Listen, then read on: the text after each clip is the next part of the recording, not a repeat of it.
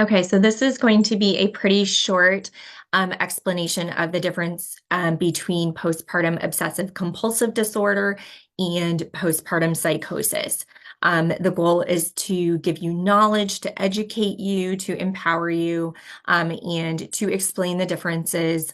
So postpartum obsessive compulsive disorder is more common than postpartum psychosis.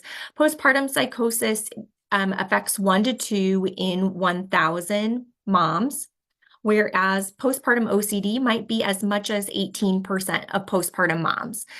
So it's a pretty big difference in how often these will be seen, but that is not to say that postpartum psychosis is super rare because 1 to 2 within 1,000, it will be, most of us will know of someone who has that, and it's very treatable. We don't usually hear the stories of the moms who get the right help and who are treated well for their postpartum psychosis, but that is the majority of the stories.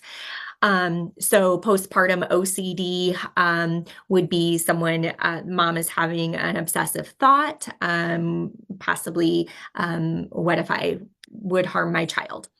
Um, and they are doing a compulsion, which could just be a mental compulsion to try to bring their anxiety level down from that obsessive thought or intrusive thought.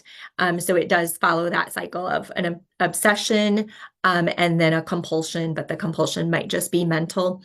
Moms with OCD are at no higher likelihood of doing anything to harm their children or to act on their thoughts. They're the least likely people that will. They're usually taking steps to avoid situations where they could act on those thoughts. Usually OCD is treated outpatient with therapy and medication. And postpartum psychosis, really, it's not so easy as saying postpartum OCD, the thoughts are distressing. Postpartum psychosis, the thoughts are not distressing, because we know from moms who have experienced postpartum psychosis that sometimes there's a level of distress or fear with the thoughts. Sometimes there's some waxing and waning in understanding or having insight, but really postpartum psychosis is a break from reality. It does require emergency help right away. But like I said, most moms who have postpartum psychosis are treated. They are fine. Their children are fine. It's very treatable, but it does require emergency help. Really, the distinguishing factor would be the moms with postpartum psychosis would be experiencing hallucinations and or delusions, whereas moms with OCD are not. So hallucinations or delusions would mean seeing things or hearing things that are not there. Possibly the thought of my child may be filled with like a demonic or evil spirit, and I have to do this action to save them, and I have to do it.